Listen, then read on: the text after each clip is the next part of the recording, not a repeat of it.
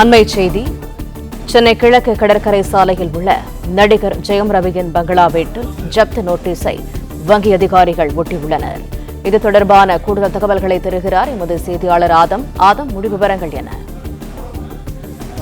சென்னை ஈசா ரீஞ்சாம்பகத்தில் உள்ள நடிகர் ரவி மோகனின் சொகுசு பங்களா வீட்டை தனியார் வங்கியில் கடன் வாங்கியுள்ளார். கடந்த 11 மாதங்களாக கடன் தொகை ரவி மோகன் செலுத்தாததால் வங்கி நிர்வாகம் அறிவிப்பு நோட்டீஸ் கேட்டில் ஒட்டியுள்ளனர். தொடர்ந்து வாங்கிய கடனை கட்டாவிட்டால் விரைவில் வீட்டை ஜப்தி செய்ய உள்ளதாகவும் வங்கி அதிகாரிகள் அறிவிப்பு நோட்டீஸை தற்போது வீட்டின் வாசலில் உள்ள கேட்டில் ஒட்டியுள்ளனர்.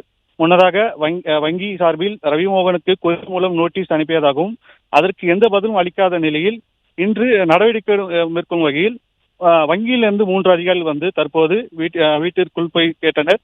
அங்கு உரிய பதில் அளிக்காததால் வீட்டின் வாசலில் கேட்டில் அந்த கடன் தொகை நோட்டீஸானது தற்போது ஒட்டப்பட்டுள்ளது. மொத்தம் 7,60,00,000 ரூபாய் கடன் தொகையை செலுத்த வேண்டும் என அந்த நோட்டீஸில் ஒட்டப்பட்டுள்ளது. இதில் ரவி மோகன் மீது சென்னை உயர்நீதிமன்றத்தில் டச் கோல்ட் யூனிவர்சல் என்ற தயாரிப்பு நிறுவனமும் வழக்கு தொடர்ந்துள்ளது. அந்த தயாரிப்பு நிறுவனத்துடன் ரவி மோகன் கடந்த 2024 செப்டம்பரில் 2 படங்கள் நடிக்க ஒப்பந்தம் செய்துள்ளதாகவும் அந்த படத்தில் நடிக்காத நிலையில் உயர்நீதிமன்றத்திலும் அதுக்கான ஒரு வழக்கு தொடர்ந்துள்ளது.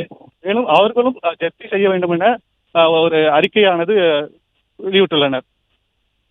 பிளே ஸ்டோர் மற்றும் ஆப் ஸ்டோரில் இருந்து பாலிமர் செயலியை QR கோடு மூலம் பதிவிறக்கம் செய்யுங்கள். செய்திகளை உடனுக்குடன் பெறுங்கள்.